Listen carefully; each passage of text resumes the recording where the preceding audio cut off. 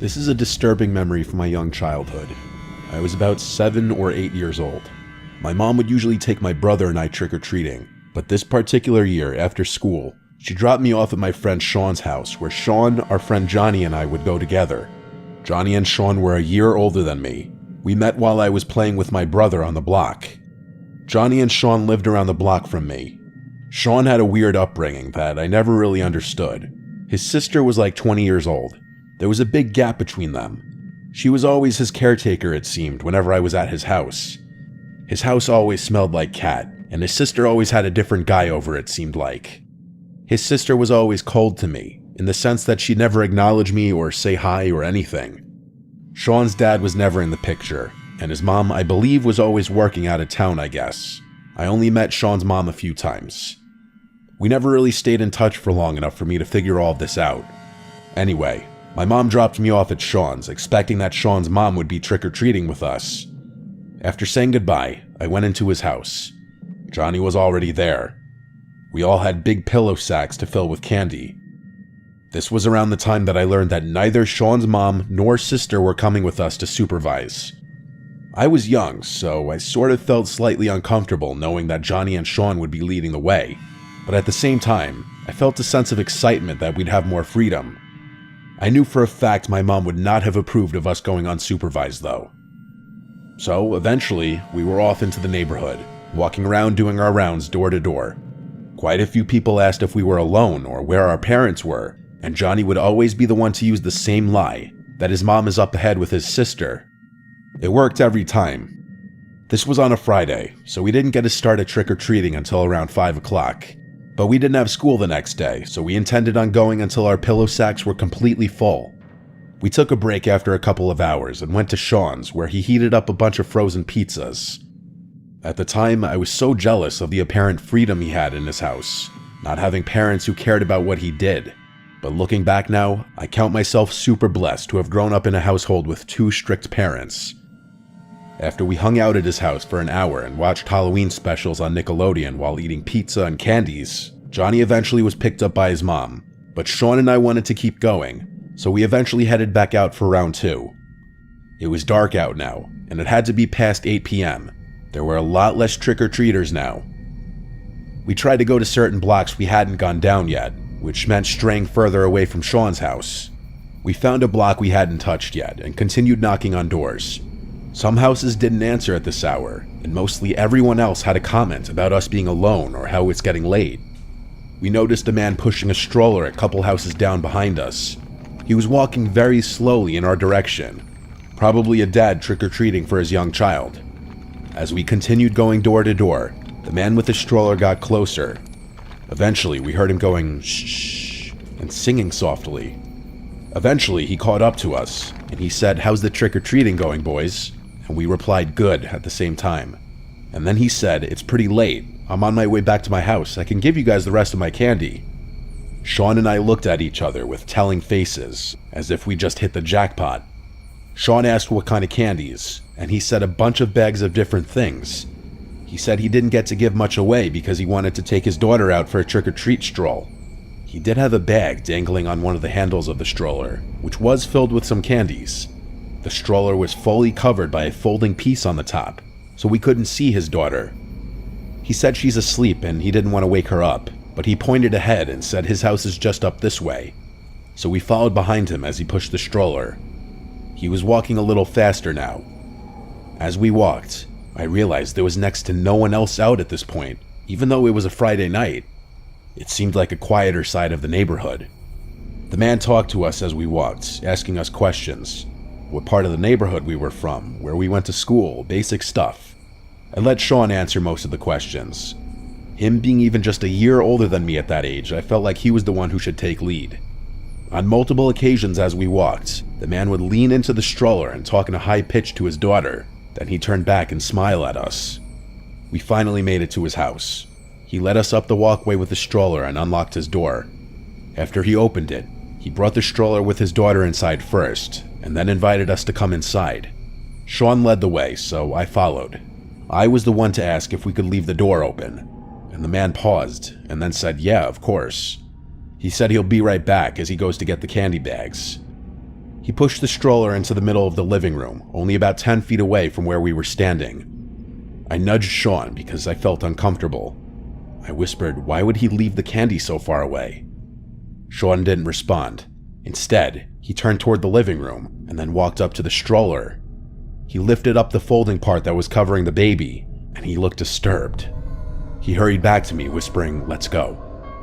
He was full on running once we got outside, and I followed behind, which was a bit tougher because we had those heavy pillow sacks. I still was confused about what he saw, but just then, we heard a woman's voice yell, "Excuse me." It was one of his neighbors. She came running over to us and asked if we know that man, and it was at this point that Sean spilled the beans and said he offered us his leftover candy, but he was pushing a stroller with a fake baby in it. I remember getting goosebumps as he said that. The woman said, "Yeah, that man doesn't have a child. I saw you walking by with him." She took us to her car and drove each of us home.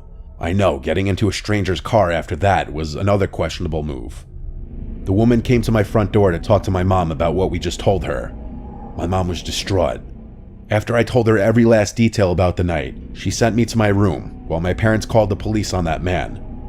My parents never told me anything about what happened after that. I believe they wanted to shelter me from any more exposure to the situation. My mom didn't want me going over to Sean's house anymore, and I know she had quite a bit to say to Sean's mom. I did see Sean at school once in a while still, and we'd remain cordial, but our friendship was never the same after that night.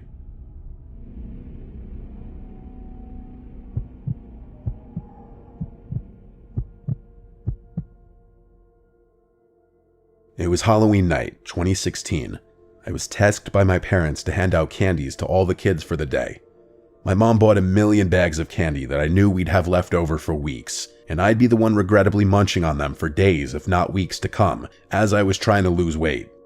I always told my mom she went way overboard with the candies.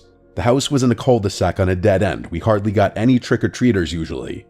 However, we did have some loyal kids who'd always come to our house knowing how much candy we'd give. Halloween was on a Monday this year. I was in college. I conveniently had Mondays and Wednesdays off this semester. So the first half of the day, I went to the gym and then worked on my assignments for class.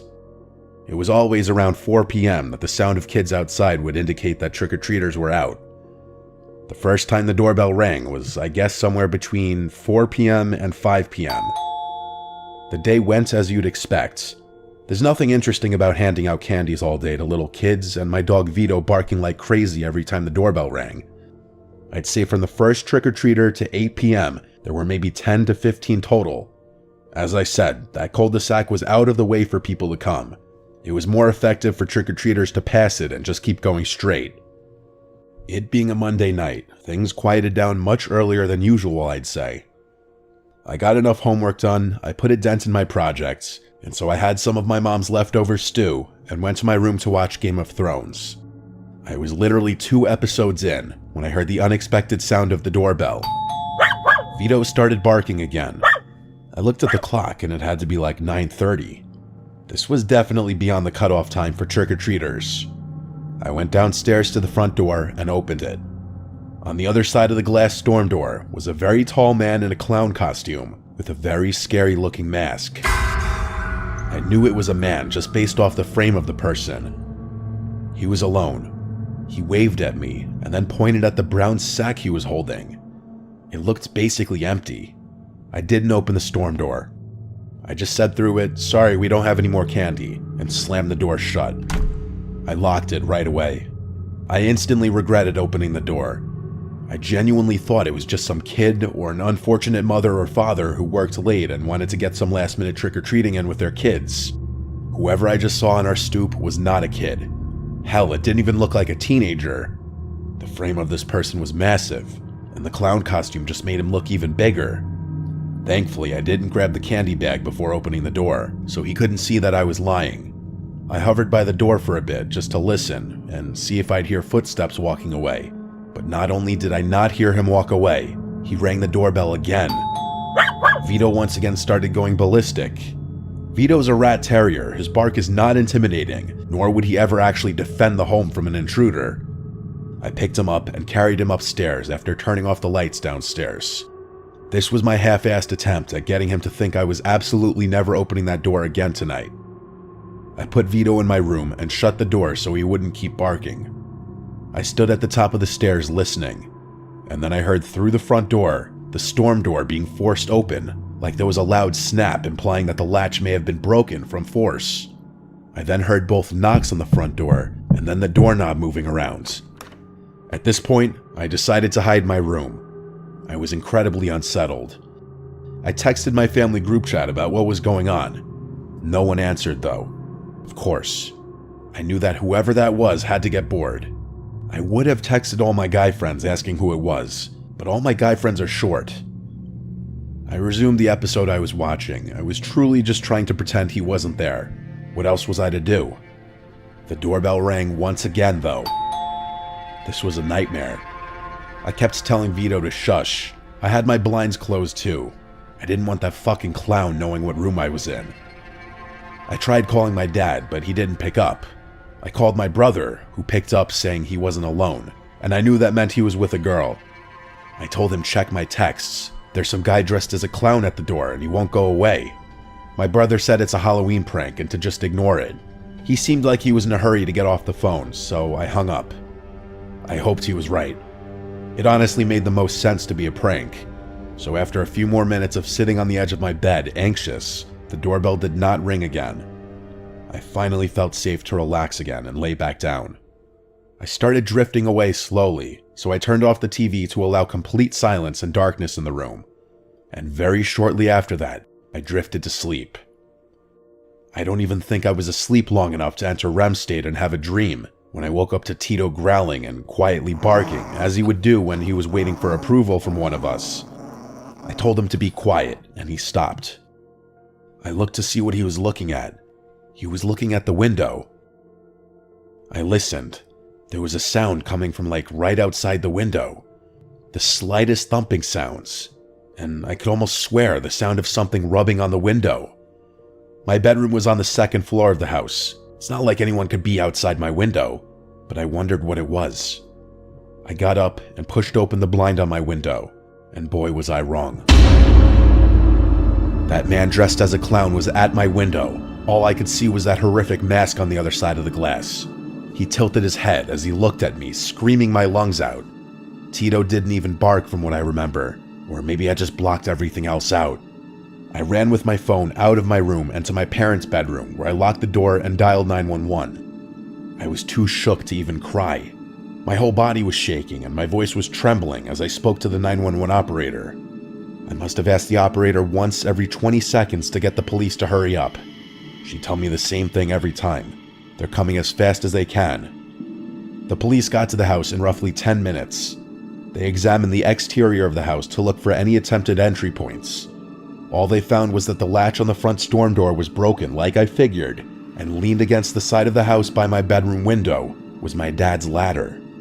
That man went into our storage shed outside and found my dad's ladder to use to climb up to my window. To avoid this going any further, I went to go sleep at my guy friend Adam's house. To this day, I don't know if this was just a sick prank purposely played on Halloween, or if there was about to be a horrible crime committed with the sick novelty of it being Halloween.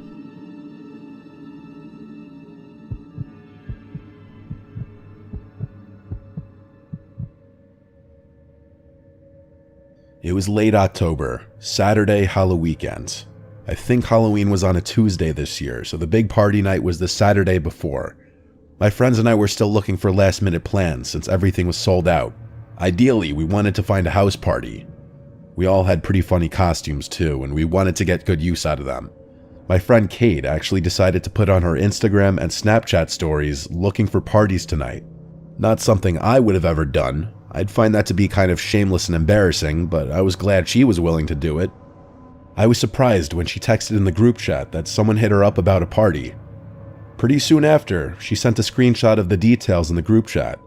It had an address, start time, and a few ground rules, such as the party would only be indoors, no backyard access, and bring your own booze. It also said must bring at least one girl for every guy.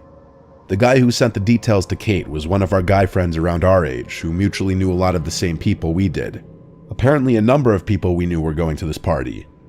The house address was one town over, super close. So between the four of us, we all went to Shauna's house since she had the open crib. We pre-gamed there for about an hour as we all finished up getting ready. We waited till our guy friends confirmed that they were going. Then we decided to head over. We called an Uber. We all had our own drinks, varying from Four Locos to White Claws to vodka shooters. The Uber driver was probably sick of us by the end of the drive. When we got to the house, we saw a bunch of cars everywhere. The house was pretty big, a very spacious front yard. We were 4 girls walking in, so surely whoever was throwing this party was gonna love us. We didn't hear any music until we got closer to the door. Then we heard the beating of the bass. I opened the door, and the first room we were in was a cross between the living room and the kitchen. The entire house was very dimly lit, only by a bunch of orange lights hung up, definitely creating a Halloween party ambiance. The place was decently crowded, but honestly, we didn't know anyone. Kate texted the guys we knew to see if they were here yet. In the meantime, some older guy came and greeted us. He asked our names, and he said he's John, Luke's dad. Apparently, Luke was the guy throwing this party. I asked who Luke is, where he goes to school, and he replied, "Oh, he's around here somewhere, you can ask him when you see him." Then he asked us if we wanted to put our drinks in the cooler. He led us into the kitchen where there were 3 big coolers of ice. Each one already had a bunch of drinks in it, so we put some of our cans in the coolers. The John guy seemed like he was 50-something years old, which would make sense if his son was the one throwing the party, but at the same time it seemed slightly weird he'd be so welcoming and involved in such a big party in his own house. He was going around talking to everybody. Well, it seems mostly the girls. He seemed like he could have also been drunk. The 4 of us played beer pong at one of the tables, where some guys started talking to us, so we started playing them. Kate then said our guy friends were on the way, which I was happy to hear. John suddenly yelled my and Kate's names over by the counter in the kitchen. He was yelling shots. My other 2 friends, Shauna and Tracy, looked slightly offended, so I said, "Can we all have one?" And he yelled, "Yeah, sure." So we went over to the kitchen counter by him and all took a shot of tequila. I gagged because there was no lime. I was definitely starting to get drunk after this. It was odd how much the dad of the house was trying to hype this party up. He had this oddly welcoming yet unsettling presence. The unsettling part because he was much older than the generally college-age people here, and he was pushing drinks on people. Then he asked what our poison is. I wasn't going to say anything until the girls all gave their favorite drinks. John started making a bunch of mixed drinks. In the meantime, we went back to the beer pong table where the guys we were playing were still waiting. I plugged my phone into an outlet just because I was down to like 50%. Then I went back to the game. Mid-game, John came over with 2 drinks for Kate and I, and then he came back with 2 more for Shauna and Tracy. They were all in red Solo cups. He made me a vodka soda. I sipped on it during our beer pong game whenever I had a chance. I was drinking it slow because I was already drunk. After we lost to the random guys, I went to get my phone, only to realize it didn't charge at all. It was still at the same percent. The outlet wasn't working. I didn't feel comfortable leaving my phone on any other outlets, so I just refrained from killing the battery any further. Our guy friends eventually showed up, and it was soon after this point that things quickly became a blur. I mean very quickly. Like 1 second I remember talking with our friend Jeff, the next blacked out. The next thing I remember was my friends waking me up in the car outside my house. I felt woozy. My vision was blurred, my head was spinning. We were in one of our guy friends' cars. One of the guys walked me to my front door and helped me inside, then they all left. I was alone, except for my parents asleep in their room. I felt I must have drank way too much, but I also had a woozy, weird feeling in my head that I'd never felt from drinking. I felt dizzy. I went straight to my room to bed. I checked my phone, and I had some text from a random unsaved number. I opened it, and there were a bunch of texts already. It started with me texting my name, and then they responded, "John." Uh-oh. After that, he said, "You look so cute." Based on the time he sent this, it was still during the party. There was a 2-hour gap from then until he texted me again saying, "Where did my favorite girls go?" I was shocked at myself that I gave that man my number. I must have been drunker than I thought. But regardless, I lowered my head onto the pillow and fell asleep instantly. The next morning, I woke up to some disturbing texts.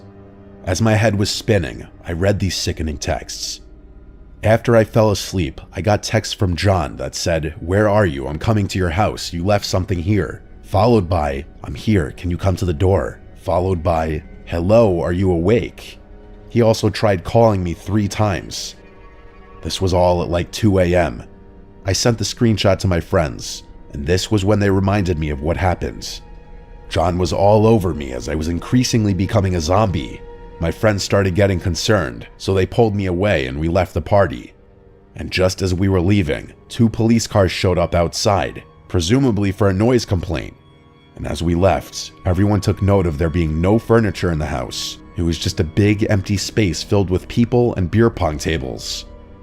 One of my guy friends looked up the number somehow, and he told me it was a voice over IP number, which I didn't understand, so he just said it was a fake phone number that John texted me from.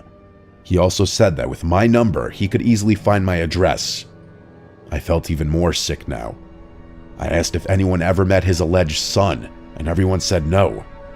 We were starting to think there was no son, and when Shauna suggested he might have roofied me, it made so much sense. I'd never before felt the way I was feeling. We decided to take this to the police.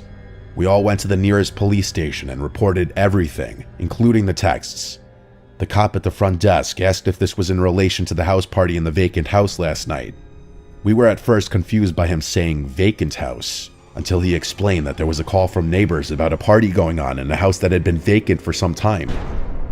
We all looked at each other with our mouths gaping. We were all brought into an office to sit down with, I guess, a detective to take down the whole story. He took the fake phone number and said they'll try to trace this back to somebody once they get a warrant. We gave the police everything we could, and we went on our way. I blocked the fake number.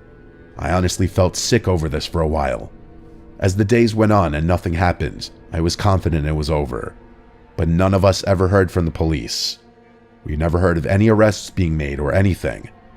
To think that man went out of his way to advertise a house party in a vacant house to have access to young women, roofied me and possibly other girls, lied about having a son, all of this. This was clearly a very, very dangerous man, and the fact that we still haven't been called in to identify anybody scares me to think he's still roaming free. This was a month ago. I'll update if things change, and I'm crossing my fingers that they do.